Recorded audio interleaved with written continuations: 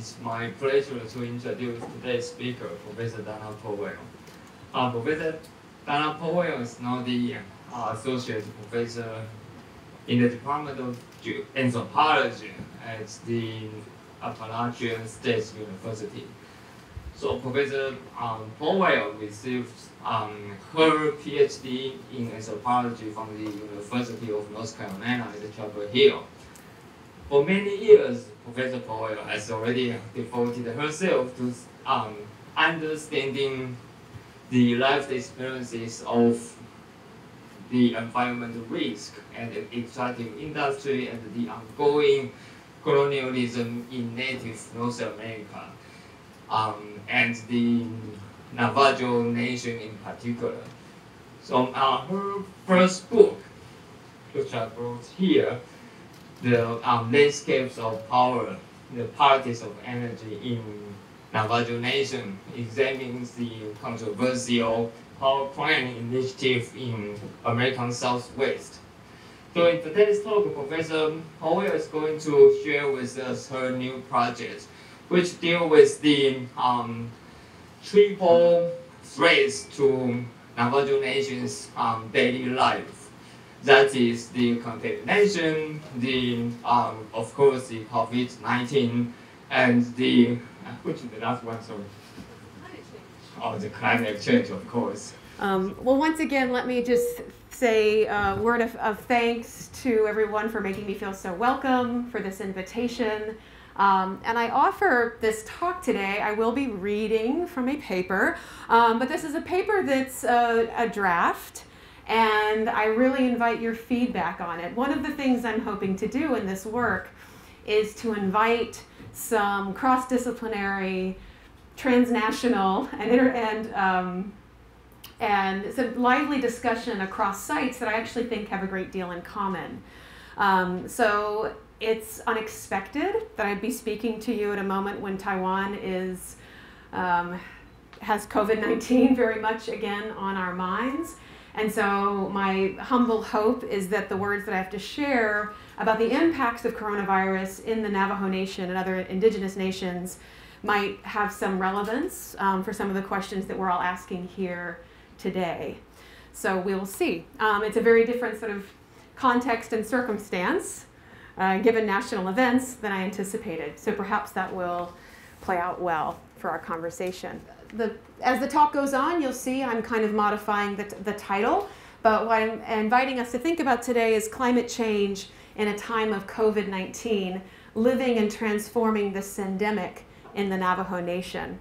We'll begin with a slide that I'll invite you, if you can see it, to read on your own. I received this poem and this video in a series of text messages from a close friend. I offer it here with his permission to summon the empirical stakes of this project, that of one biological life, but also the wider collective political historical life to which we each are responsible. Italian philosopher Giorgio Agamben distinguished this as zoe versus bios, that is, the biological fact of bare life, or zoe, versus the manner in which life is lived, our social and political life, or bios. In Diné, or Navajo thought, a distinction in forms of life is not so dualistic. Life, or ina in the Diné language, is blood, kinship, and vibrancy, and it extends beyond humans into a wider network of relationships, or k'e, that are also constitutive of political and social life. In these lines that you see here before you, we see the poet reckoning with his own ina. Earl Tooley reflects on life as lineage as he contemplates his own transition. The poem anticipates chemotherapy treatment for lymphoma, his cancer most likely caused by exposure to the radioactive remnants of the Cold War and its weapons science in the American Southwest, where he lives. The nuclear cycle, which ran full circle from extraction to detonation in the US Southwest, is a technoscientific and political infrastructure shaping the experience of 3 generations of Diné people. I met Earl in the summer of 1999. I was assisting Earl and others in the Navajo Nation in their efforts to push for an amendment to the Federal Radiation Exposure Compensation Act, a modest relief for uranium workers impacted by radioactivity. Earl had not worked in the mines himself. He was far too young at that time for that experience, but he had seen a generation of men before him become ill from their labor. Our work was buoyed by a moratorium on uranium extraction passed by the Navajo Nation in 1994, under leadership that identified the practice of uranium mining as nothing short of genocidal. Earl and I have collaborated ever since. He's been my primary Diné teacher, mentor, and co-thinker for over 2 decades. I open with his poem today to underscore what is at stake in these stories, life itself, and to position myself and the ethics of my role in sharing these stories with you as a non-Diné academic who thinks and writes with Diné collaborators and yet ultimately must travel solo into certain spaces like this one. Anthropologist Peter Redfield has suggested that, quote, a pandemic carries many stories, only some of which involve the virus. Much like COVID-19, uranium radioactivity carries stories. I see my role as putting such stories into wider circulation, offering a modest interpretation and amplifying their political possibilities. In this paper, uranium contamination serves as the interpersonal, historical, ecological, and embodied backdrop against which climate change and COVID-19 in the Navajo Nation must be understood. The conditions of possibility for uranium in the first instance are also due to the formative structures and ongoing processes of settler colonialism. Its extraction from the Grant's uranium belt, which runs beneath Diné or Navajo homelands, has only ever been for global imperial designs. At the same time, uranium contamination now rearranges Earl's cellular structure while also posing a wider biopolitical threat through nearly 300 unmitigated radioactive tailings piles across the Navajo Reservation. As such, the title of my paper today is somewhat incomplete, isn't it? The syndemic facing the Navajo Nation is in fact fourfold: colonialism, contamination, climate change, and COVID-19. Though seemingly separate and distinct, the collision of these, are they harms, structures, or events? The collision of these in 2020 revealed a true syndemic. The threat was, in fact, an entanglement of historically produced conditions. Medical anthropologist Merrill Singer offered the term syndemic in the 1990s as a way to understand the aggregation and interaction of 2 or more biological harms in a given population. Singer was thinking in terms of simultaneous epidemics and their sociocultural contexts.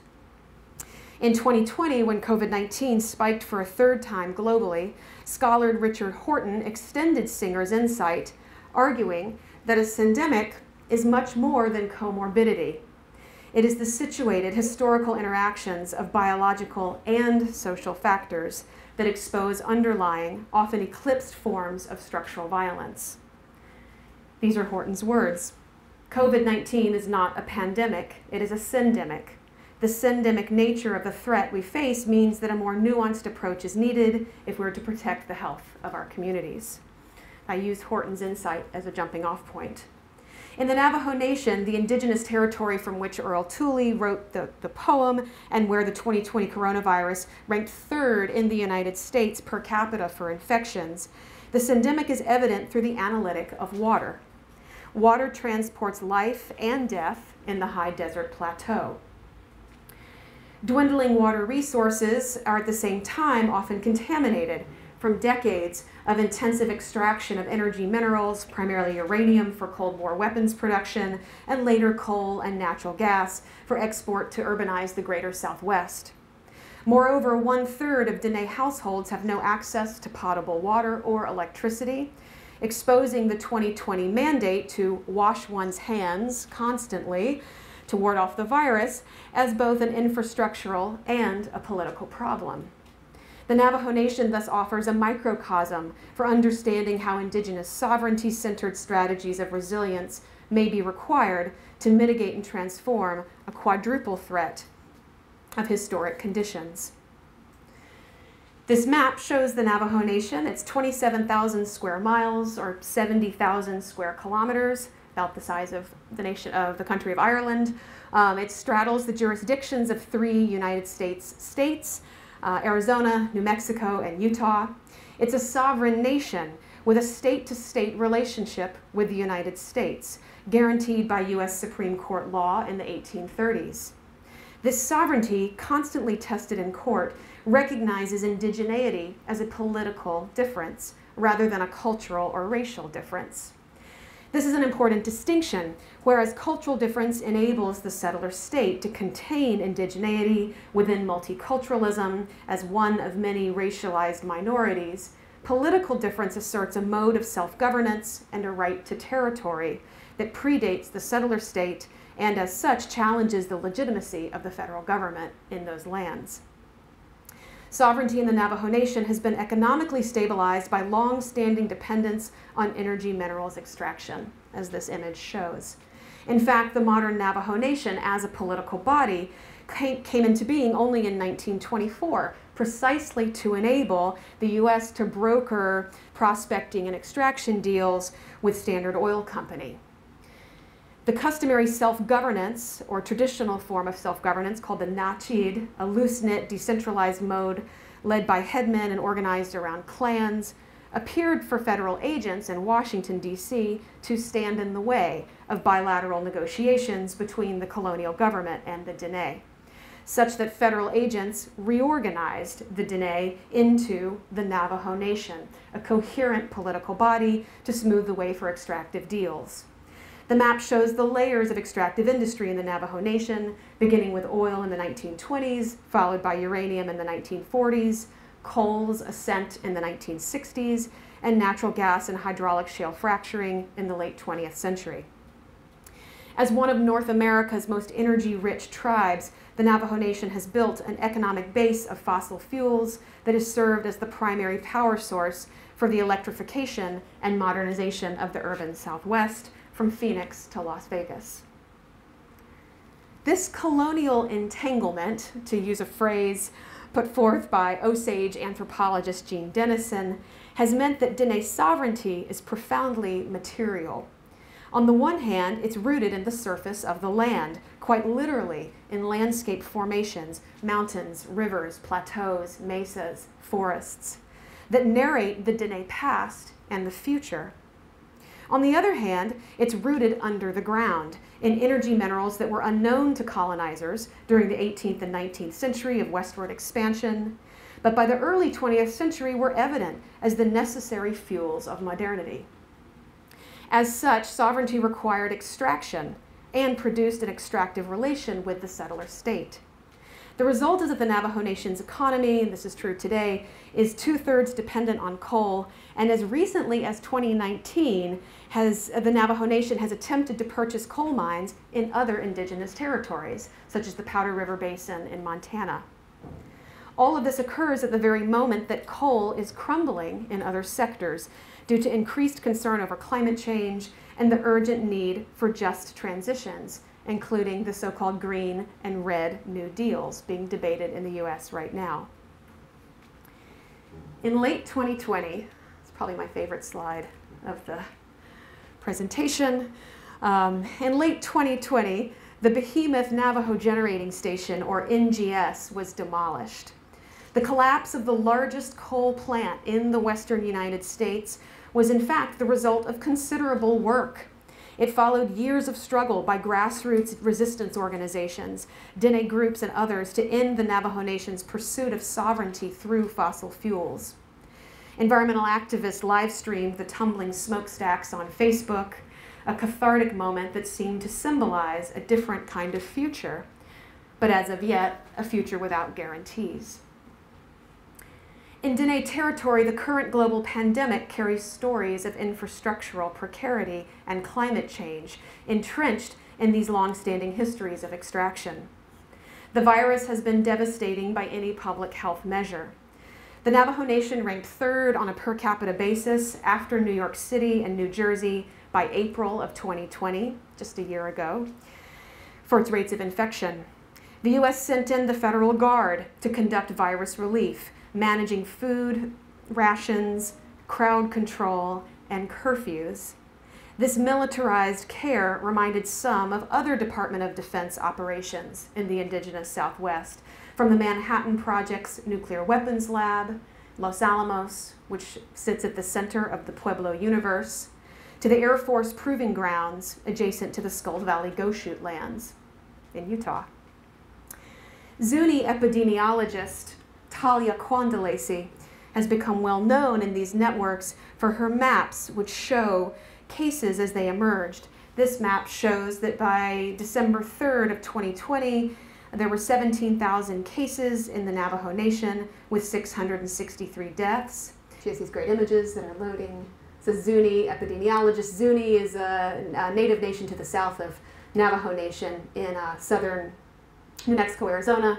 Here we can kind of hover, and so you can get a comparative sense. So this is her data as of December 3rd. What I want you to notice in the map here, and again, it's not comprehensive data, but you can see a kind of comparative sense of the impact on the Navajo Nation. I checked the numbers yesterday, so that by May 10th, 2021, the Navajo Nation Department of Health reports that these numbers have more than doubled, with over 30,000 cases. This is significant when you consider that on the reservation, if you consider that on the reservation, there are only about 190,000 residents on the reservation. So 30,000 is actually a very high number when we think about that. So that I want you to have a sense of the numbers and the scale, and I dwell on that since this is all on our minds here today in Taiwan. So this is Navajo Nation Department of Health, updated every day. Thank you. And it gives you a sense of where things are as of today. Rates of COVID-19 have soared within the Navajo Nation, which has experienced a loss of elders at a devastating rate. Loss of elders, of course, also means loss of language, cultural heritage, and deep reservoirs of knowledge. At the same time, as noted earlier, mid-century coal plants are being dismantled, new solar projects are being installed. Everyday life on the reservation reorganizes itself in terms of curfews, shutdowns, and possible energy transitions. Safety messaging by the Indian Health Service Public Health Department has also used local idioms of fuel and energy, reminding people to distance themselves one wood pile apart. But while the virus in this population on this particular land base might be fixed or cured by a vaccine, there is no swift inoculation to repair the accumulation of harms in the Navajo Nation and the wider indigenous Southwest. Many, but not all, of these vulnerabilities were wrought by 20th century extraction, uranium mining, oil, coal, and timber. These projects were enabled by settler colonial interests in Diné subterranean resources. And then for the past decade, intensive drought, marked by shifting sand dunes and dried up waterways, has occupied activists and scholars, forging new collaborations between and among indigenous geologists and anthropologists and hydrologists. This interplay of toxic waste from energy development with drought and water scarcity has created what some analysts call the perfect storm for the virus to spread. Thus, energy systems and climate vulnerabilities have become a defining condition of life across the reservation. COVID-19 arrived into this landscape. While science may deliver the answer to the virus by enhancing population immunity, one vaccine at a time, technological innovation has been uneven at best, and indeed often toxic in the Navajo Nation. Abetted by settler interests, energy science and technology created the conditions for Cold War-era nuclear industry to leave a radioactive landscape in its wake, and the ongoing fossil fuel industry to reshape Diné homelands through oil and liquid natural gas. At the same time, these forces have generated a politics of neglect. As mentioned, that 1/3 up to 40% of Diné households have no running potable water, and an estimated 30% have no electricity. And those are the numbers from the Navajo Tribal Utility Authority. Those are tribal numbers. This deficit is striking given that less than 1% of homes in the U.S. overall lack some or all sanitation facilities. Thinking from a syndemic perspective, then, climate change, contamination, and coronavirus will require not purely technical or scientific solutions, but rather socio-political and decolonial measures. COVID-19 has made visible a complex syndemic facing this community. Returning to anthropologist Peter Redfield's insight that a pandemic carries many stories, only some of which involve the virus, we see his longer argument that, quote, healthcare is never a singular proposition. Amid the most exceptional emergencies, people still have all manner of ordinary problems and complicating conditions. The complicating conditions in the Navajo Nation certainly include health, extraction, and climate, relations of coloniality and development, and we see that in Earl's opening poem when he speaks of being collateral damage. And to be sure, the Navajo Nation as an energy producer has been a contributor itself to climate change, with emissions from coal-fired power plants like Navajo Generating Station. The more profound pandemic is the collision of infrastructural precarity with climate change in this particular high desert, a predicament that is cultural, political, ecological, and legal. As such, any meaningful immunity may demand considerations of justice, equity, and continuance of life for Diné people, but led by Diné people, which may not be distributable by securitized pharmaceutical microbes such as Moderna or Pfizer. We have to think beyond that kind of fix. Shortages of safe water, of food and electricity complicate mandates to social distance and maintain other measures for creating safe communities. The stakes of frequent hand washing to mitigate household transmission are particularly elevated in a territory where water's scarcity and water's toxicity go hand in hand. Many of the nation's 32,000 tributaries are contaminated by runoff from mining, the most infamous being the 1979 contamination of the Rio Puerco, when a uranium tailings disposal pond near the New Mexico reservation town of Church Rock leached hundreds of thousands of gallons of toxic and liquid waste, traveling 80 miles downstream, making the river unusable. And this area, this photo was taken by Mr. Tooley not long ago at Church Rock, which is still remains a contaminated area. In these conditions, how do we apprehend the current public health crisis in critical relation to the more long-standing socio-political and ecological crisis? And how do we do so in a manner that mitigates the current crisis, that both addresses individual injury in terms of immunity, but also the collective body politic and the wider environment? The wider water energy landscape in the Navajo Nation is quite complicated. While there are no power lines, or very few power lines going directly to homes, some solar units are installed. The NTUA, the Navajo Tribal Utility Authority, has a solar unit program that comes with a monthly bill and ensures the unit for its useful life. As I've written about elsewhere, many well-intentioned efforts to create a useful life of technology fall flat due to a lack of capacity, a lack of long-term planning. They lay broken, dormant, and castaway, material reminders of the broken promises of development. I often find solar panel arrays used for livestock shelters or other sorts of DIY sort of makeshift hardware around a farmstead. Research has shown that in the first couple months of the pandemic, there was a direct correlation between the rate of COVID infections on American Indian reservations and the lack of indoor plumbing. There's a new sort of area of literature that's looking at this. In short, this water energy nexus is further complicating environmental and social justice. In the reservation, it's common for families to drive 30 minutes or maybe up to 2 hours to access clean spring water from either a fresh groundwater source in the mountains or a tribally designated filling station. Pickup trucks with water tanks like these in the flatbed are a fixture of everyday life and a visible reminder of the labor that's involved in obtaining clean water.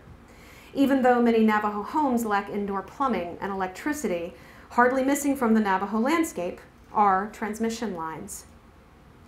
The large transmission lines that crisscross the Navajo Nation connect the most rural Diné places with many corners of the urban Southwest, delivering electrons to urban communities. And this delivery of clean water also depends on a reliable energy supply, as it requires energy to move the water through the Arizona project downstream to Phoenix. Diné bodies, lands, and communities have subsidized modernization for the urban Southwest. Transmission lines are visual reminders and both material and semiotic connections. Contemporary Diné artists that I've been working with in recent years have caught my attention as they address these syndemic conditions in their work. I've become very interested in work by a number of artists, particularly James Joe, among others, whose interpretations of the landscape offer us a different kind of textuality for reading the syndemic. Mr. Joe lives just north of the town of Shiprock, which is along the banks of the San Juan River. The river was contaminated by the Gold King mine spill 2 years ago and is the fluvial body of great political dispute between the tribal government and desert border towns like Gallup that seek additional pipelines of water for urban consumption. These images, like much of his other body of work, rendered in the emerging genre of indigenous futurism. In these images, James's paintings depict dystopian futures, which suggest that the apocalypse is not only in the present and future, as sort of general climate disruption literature and discourse might suggest, but that the apocalypse is also in the past and ongoing as colonization. These suggestive images, crafted by a lifelong artist, resonate with scholarly arguments in critical Native American and Indigenous studies that point to an alternative temporality of crisis. I used to live just north of Wheatfields Lake, one of the largest bodies of water in the Navajo Nation. The tall ponderosa pines and wooded mesas of the Chusca forests and the off-grid solar-powered home I lived in both eclipsed the view of the networks of transmission lines, which carried energy from Navajo coal off the reservation. These high desert forests were once the battlegrounds themselves of the Navajo timber wars in the 1990s. The surviving stumps hidden by a roadside flank of intact trees, yet still offering reminders to future generations of the widespread cutting. As the shorelines of nearby Wheatfields Lake receded and retracted over the years due to persistent drought, Red Lake just to the south dried up entirely for a while, and the piñon harvesting season shifted. More and more feral horses foraged into the woods, causing the Navajo Nation to identify feral horses as a species indicator of climate vulnerability. One summer, many years after living near Wheatfields Lake, a sandstorm trapped me in my car, along with my mother and my newborn. We were trapped in our car in the parking lot of a Holiday Inn. We waited out the blinding dust in the parking lot. These sandstorms have now become regular events.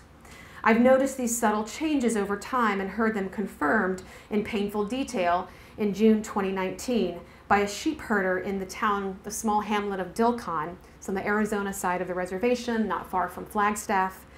This sheep herder described losing hundreds of livestock in 1 month alone to the drought.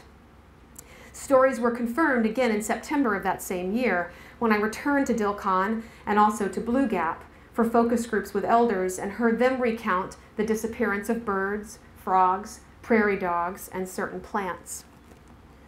These were not the ordinary problems that Peter Redfield warns us about, but the alarming impacts of increasing desertification in the high desert, rising temperatures and sandstorm events noted by climate scientists and land managers alike. The more complicating conditions included the network of transmission lines, unmitigated uranium piles, coal ash pits, and heavy equipment that have made places like Wheatfields and Dilcon, though totally opposite biomes, intimately linked as sites where drought and extraction are lived experiences.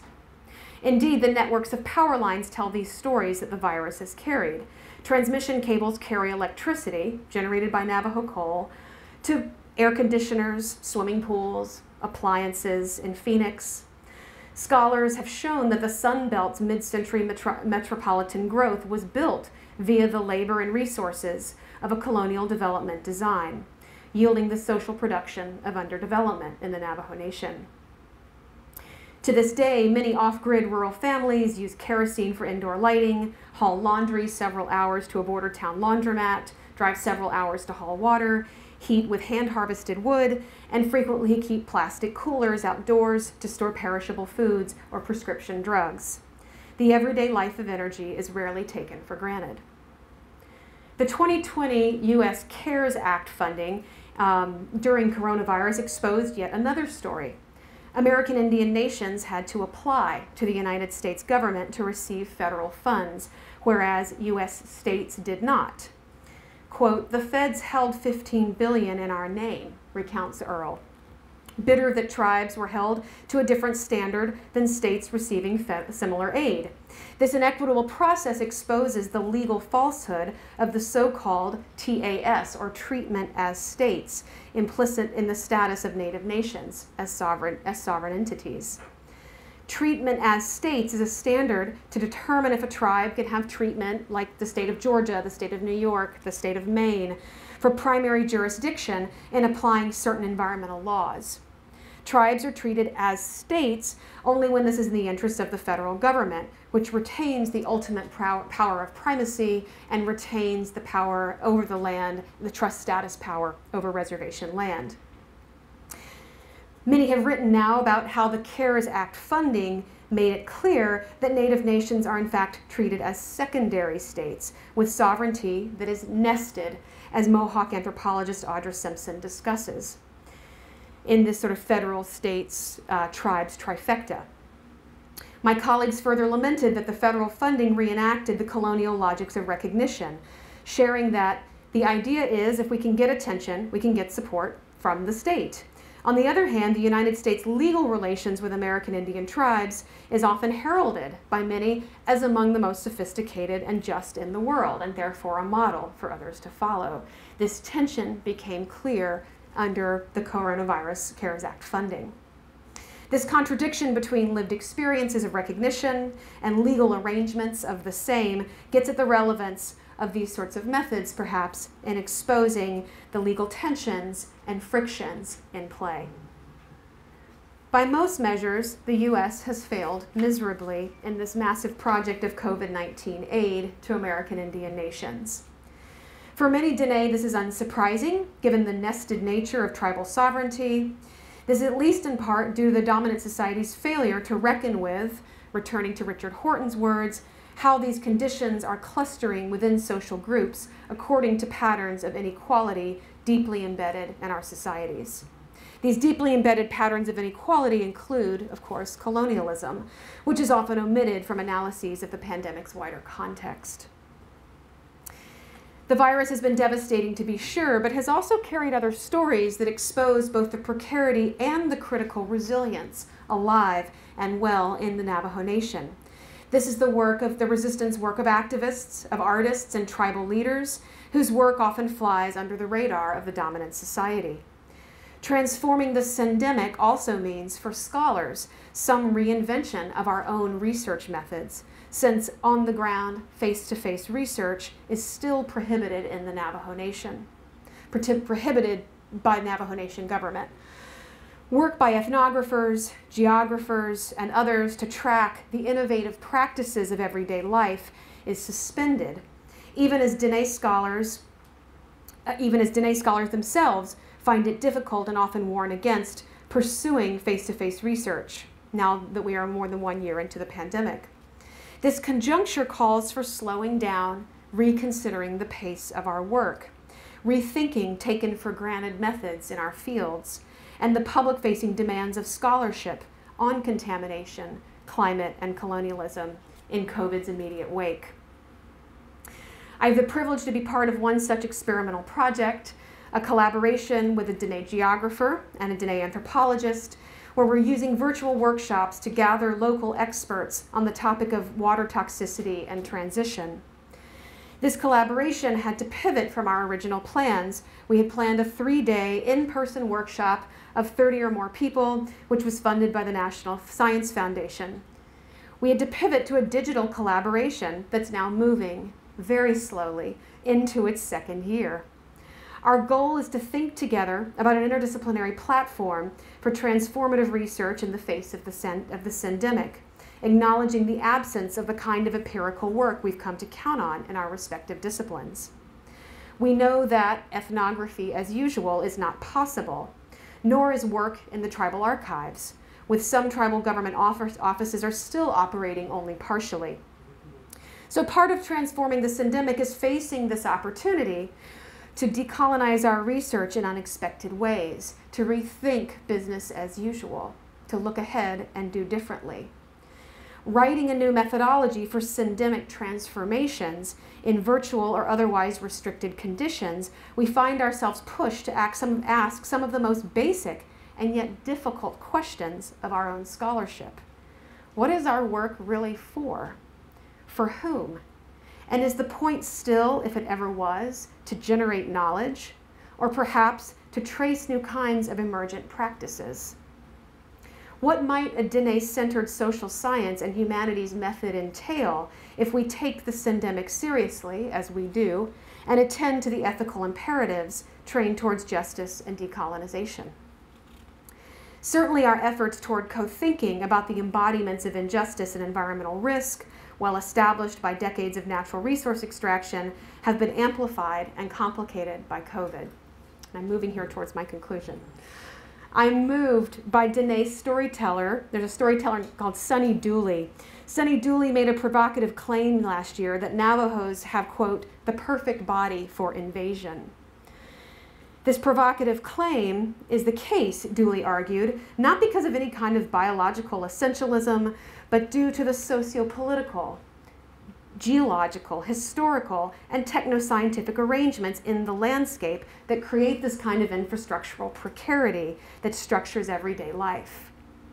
In Dooley's community, this plays out where naturally occurring arsenic and uranium, combined with the lack of resources to build a groundwater well, such that Dooley and her relatives depended upon hauling water from Gallup almost every day for their household use. Dooley writes, "We have every social ill you can think of, and COVID has made these vulnerabilities more apparent. I look at it as a monster that's feasting on us because we've built the perfect context for it to invade." Bear with me. She's indicating the socio-political roots of health disparities, reminding us of Horton's insight on the syndemic. Dooley continued, "COVID is revealing what happens when you displace a people from their roots." The pandemic carries these stories of disconnection, intergenerational trauma, and infrastructural precarity, yet it also carries stories of persistence and creative resistance in people like Dooley and scores of others that are involved in our current research project. People in their work to dismantle economies based on export and dependency orient us towards understandings of energy as vitality and justice as the cultivation of life, of ina, and relationality. In this vein, we are mindful of Eve Tuck's caution regarding the damage-centered research that has defined much of the scholarship, certainly in North America, about Native peoples.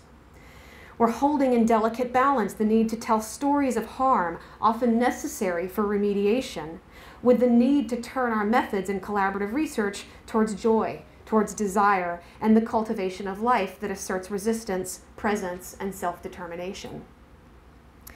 My collaborator, shown here, activist poet Earl Tooley, argues against damage-centered work in his public education efforts. Here he's broadcasting over the tribal radio station, KTNN, to encourage resistance and transition thinking, instead of the further entrenchment of fossil fuels. In his first language, Diné, he explains over the airwaves how Peabody Coal Company's intensive use of water from the Coconino Aquifer was used for decades to slurry crushed coal 275 miles to a processing station in Nevada that carried on until the line was closed a few years ago. He critiques here the company's lack of a plan for remediation of the ecological damage following a half-century of mining operations on Black Mesa. And elsewhere, he explains the need for a just transition into a new paradigm of energy and economic life. He calls attention to how this conjoining of public utilities, capitalist development, and tribal leases risked a pristine water source on which life in the Arizona side of the reservation still depends. And as he himself battles lymphoma, even as I write, Earl also participates in the Diné Uranium Remediation Advisory Commission, sketches plans for rebuilding his ancestral hogan, his home place, on his late mother's home site in central Arizona, and prepares to co-lead our next virtual remote ethnography workshop on water contamination in just a few weeks. The movement is indeed intergenerational. Earl's 3 daughters work at the interface of indigenous thought and Western science with an eye toward water. The eldest is now the lead hydrologist for the Navajo Nation tribal government. The youngest directs a program for indigenous women in science, and the middle daughter, shown here, pursues a PhD related to restoring water and food systems on the reservation. Nikki Tooley's project with indigenous food, energy, water security, and sovereignty, based at the University of Arizona, is a diagnostic for the syndemic. Led by Diné scientist and Professor Carletta Chief, it's an effort to reinvent interdisciplinary and decolonial research with applications that bolster tribal sovereignty and epistemic innovation in the face of quickening climate catastrophe and water rights wars across the Colorado River watershed. And I'll take 2 minutes to invite you into this short video, which gives you a sense of the work.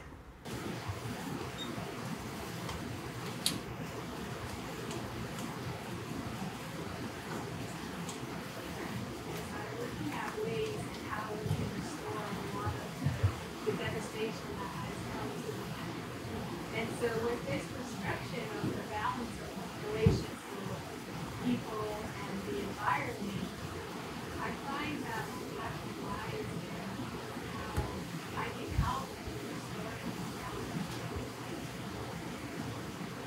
The Navajo people have a fundamental philosophy called social, and for the longest, the foundation of every community's goal in life, which is to reach balance and harmony in every aspect of their being. And in that sense, the concept of the foundation of Navajo philosophy and culture is in line with our goal to build sustainable economies. The Indigenous Youth Program is an Indigenous food, energy, water, security, and sovereignty training program that's funded by the National Science Foundation to develop an innovative working force that is gaining skills in energy and water. Combines the traits of the University of Arizona and bridges that with the Navajo culture and their feelings for energy, water, and water. At this party, full of really great mind power and experience working on the master's and PhD degrees, you're able to get this really outside box thinking of how to address these problems and how do we get water and food control, but what makes the difficulties successful is that they're in the community response. So they're bringing numerous people together.